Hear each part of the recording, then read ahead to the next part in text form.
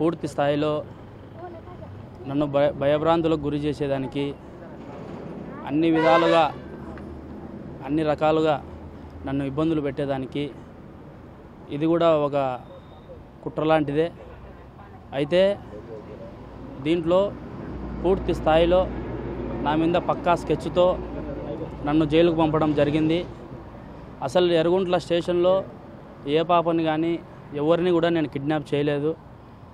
ఏదో మా family match విషయమై మాట్లాడిన పోయింటే నువ్వు కిడ్నాప్ చేసినావనే దాన్ని సృష్టించి ప్రతి ఒక్క దానికి వాళ్ళు అక్టోబర్ 30 తేదీన నన్ను వాళ్ళ పోలీస్ కస్టడీకి తీసుకొని ఆ రోజు నైట్ జరిగిన విషయం వాళ్ళు చెప్పిన మాటలు అంటే వివేకానంద రెడ్డి హత్య కేసులో నువ్వు అప్రూవర్గా మారడం, నువ్వు చాలా పెద్ద తప్పు చేసినావు, నిన్ను బతికించడమే కష్టము, ఇప్పుడు నువ్వు మర్యాదగా ప్రెస్ మీట్ పెట్టి సిబిఐ రామ్ సింగ్ ఎవరైతే పాత ఆఫీసర్ అయితే ఉన్నాడో ఆయన నన్ను కొట్టి చెప్పించినాడు, అంతే తప్ప నేను చెప్పలేదనే మాట చెప్పాలని ఆ యొక్క సిఐ ఈశ్వరయ్య అనే అతను, ఆ యొక్క డిఎస్పి వీళ్ళందరూ కూడా నన్ను ప్రలోభాలకు గురి చేయడం జరిగింది. అంతేగాక పూర్తి స్థాయిలో నన్ను భయభ్రాంతులకు గురి చేయడం జరిగింది. అంతేకాకుండా అక్టోబర్ 31న నన్ను మీరు ఎందుకు అరెస్ట్ చేస్తున్నారు అని అడిగిన దానికి సిఐ తీవ్రంగా కొట్టడం జరిగింది. కొట్టిన తర్వాత నీ చావు ఇంకా జైల్లోనే, నువ్వు చూసుకొని నీ వెళ్ళం పిల్లలను కూడా మేము జైలుకి వేస్తాము, మేము చెప్పిన మాట వినకుంటే నీకు ఇప్పటికైనా ఆప్షన్ ఉంది, నువ్వు ప్రెస్ మీట్ పెట్టి ఒక మాట చెప్పు, నీకు ఎంత కావాలంటే అంత డబ్బులు మేము అరేంజ్ చేస్తాము, ఎమ్మెల్యే సుధీకర్ రెడ్డి అయినా మాట్లాడతాడు, లేకుంటే అవినాష్ రెడ్డి అయినా మాట్లాడతాడు, మేము చేస్తాం నీకు, నువ్వు ఇబ్బంది పడద్దు అని చెప్పడం జరిగింది.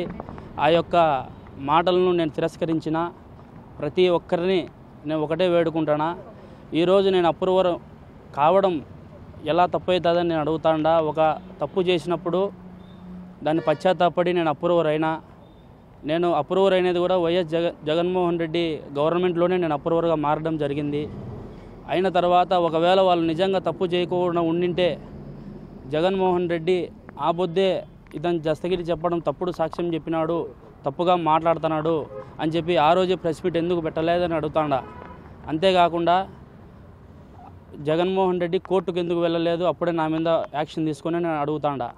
ఈరోజు జగన్మోహన్ రెడ్డిగా చెప్తాడా, ఎటువంటి పరిస్థితిలో నీ భయభ్రాంతులకు గురి కాను, నువ్వు ఎన్ని బెదిరించినా కూడా బెదిరే సమస్య లేదు, ఇంకా స్టాండర్డ్గా తయారై నిలబడతా, నీ పులివెందుల గడ్డ మీదనే ఉంటా, నీ ఇంటి పక్కలోనే ఉంటా, చూసుకో, నువ్వు ఎన్ని పనులు చేసినా కూడా నా భార్య పిల్లలను సైతం నా భార్య దగ్గరికి పులివెందుల్లో నా ఏరియాకు సంబంధించిన వాడు కౌన్సిలర్ రాజశేఖర్ రెడ్డి అనేవాడు డైరెక్ట్గా ఇంటి దగ్గరికి పోయి నీ భర్త జైల్లోనే చంపుతాము, లేకపోతే నువ్వు ఒక ప్రెస్ మీట్ పెట్టి చెప్పు, రామ్ సింగ్ కొట్టి ఈ విధంగా తీవ్ర స్థాయిలో మా భర్తతో చెప్పించాడనే మాట చెప్పు, మనోహర్ రెడ్డి సైతం ఉన్నాడు, మనోహర్ రెడ్డి వచ్చి నీతో మాట్లాడతాడు అని చెప్పడం చాలా దారుణంగా ఉంది.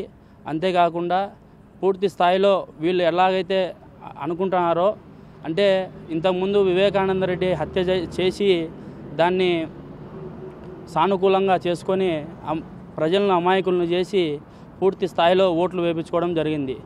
ఈ పొద్దు ఇదే వివేకానంద రెడ్డి కేసులో అప్రూవర్గా మారిన నన్ను యూజ్ చేసుకొని, అంటే సాక్షిగా నేను అప్రూవర్గా మారిన తర్వాత నేను ఒకనే కాబట్టి నన్ను కూడా పిఏ కృష్ణారెడ్డి తిన్న భయభ్రాంతులకు గురి చేసి, అంటే రిటర్న్ నా మీదనే కేసులు పెట్టడము, లొంగ తీసుకునే ప్రయత్నం చేయడం చాలా దారుణము. ఇది సుప్రీంకోర్టు జడ్జీలు కానీ, పూర్తి స్థాయిలో హైకోర్టు జడ్జీలు కానీ, జిల్లా కోర్టు జడ్జీలు కానీ కొద్దిగా గమనించవలసిందిగా కోరుతాండా. అయితే ఇప్పుడు జగన్మోహన్ రెడ్డి ఆలోచన ఏంటంటే పూర్తి స్థాయిలో ఇప్పుడు ప్రజలను మళ్ళా ఏ విధంగా మోసం చేయాలా, అంటే ఇప్పుడు వివేకానంద రెడ్డి కేసులో నేను ఒకరిని ఆ విధంగా సిబిఐ వాళ్ళు కొట్టినారు, ఈ విధంగా కొట్టి చెప్పించినారని చెప్తే అప్పటికి ప్రజలు ఇంకా నమ్ముతారు, నమ్మిన తర్వాత మళ్ళా మన స్థాయి మళ్ళీ పునఃప్రారంభం అవుతుంది అని చెప్పి ఈ విధంగా వాళ్ళు స్కెచ్లు గీసుకోవడం జరిగింది. అయితే ఏ స్కెచ్ గీసుకున్నా ఏం స్కెచ్ చేసుకున్నా భయపడే ప్రసక్తి లేదు. ఎవరికి తలకాయ వంచే పరిస్థితి లేదు. ఎంతవరకైనా పోతా, ఎవరినైనా ఢీగుంటా, అప్రూవర్గా చచ్చిపోతానే కానీ అప్రూవర్కు మచ్చ తెచ్చుకొని నా పేరుకు భంగం కలిగించేట్టు, సిబిఐ సంస్థకు భంగం కలిగించేటట్టు నేను ఏ పని చేయను, అవసరం కూడా లేదు. 5 రోజుల కిందట మీకు బెయిల్ వచ్చింది, అయినా కూడా ఇప్పటి వరకు ఎందుకు బయటికి రాలేకపోయారు? అంటే అది పూర్తి రాజకీయం. 5 రోజులకు సోమవారం నాకు బెయిల్ వచ్చింది. బెయిల్ జిల్లా కడప జిల్లా ఎస్సీ ఎస్టీ యాక్ట్కు సంబంధించిన జడ్జి గారు నాకు బెయిల్ గ్రాంట్ చేయడం జరిగింది. జరిగిన తర్వాత ఆ మరుసటి రోజే నా భార్య షూటింగ్ను పిలుచుకొని కోర్టుకు పోవడం జరిగింది. కోర్టుకు పోయిన తర్వాత అక్కడ ఈ వేమలకు సంబంధించి ఎస్ఐ అటు నుంచి కోర్టు కానిస్టేబుల్ వీళ్ళంతా జడ్జి వారి ముందుకు పోయి, లేదు దస్తగిరి ఏ3గా కాదు A1 ఇప్పుడు A1గా మార్చుకున్నాము అంటే నాకు అర్థం కాలే. ఒకసారి FIR అయిన తర్వాత, ఆన్లైన్ ఎక్కిన తర్వాత ఇది ఏ రాజ్యాంగంలో ఉందో నాకైతే అసలు అర్థం కావడం లేదు. ఎట్లా అందుకే ఇంత డిలే అయింది అంటే పూర్తి స్థాయిలో దస్తగిరి అనేవాడు బయటకు వస్తే లేనిపోని సమస్యలు క్రియేట్ అవుతాయి. వాడు ప్రెస్ మీట్ పెట్టి ఏదన్నా మా వైఎస్ఆర్సీపీకి సంబంధించిన బండారం అంతా బయట పెడతాడు, జగన్కు సంబంధించిన విషయాలన్నీ కూడా బయట చెప్తాడు, వీడిని ఎట్లయినా అణగదొక్కాలా అని చెప్పి పూర్తి ప్రలోభాలకు పెట్టేదానికి చూసినారు. కానీ ఏ దానికి తలకాయ ఉంచే పరిస్థితి ఉండదు. దస్తగిరి జైల్లో మిమ్మల్ని కూడా ప్రలోభ పెట్టడానికి కొంతమంది వైకాపా నాయకులు కూడా డబ్బు ఆశ చూపినారని తెలుస్తుంది, అది ఏంటి? అది వాస్తవము. ఇంకోటి ఏంటంటే శివశంకర్ రెడ్డి కొడుకు చైతన్య రెడ్డి హాస్పిటల్ పేరుతో చెప్పుకొని నా దగ్గరికి వచ్చి మాట్లాడడం జరిగింది. అంతేకాదు, నీ వల్ల మా రాజకీయ భవిష్యత్తు మా నాయన అందరూ పోయి జైల్లో కూర్చున్నారు, నువ్వు బాగుపడాలంటే, నువ్వు జైల్లోంచి గడ్డకు పడాలంటే నువ్వు మేము చెప్పిన పని నువ్వు చేయాలా, లేకుంటే నువ్వు ఇబ్బందులు పడతావు అని చెప్పడం జరిగింది.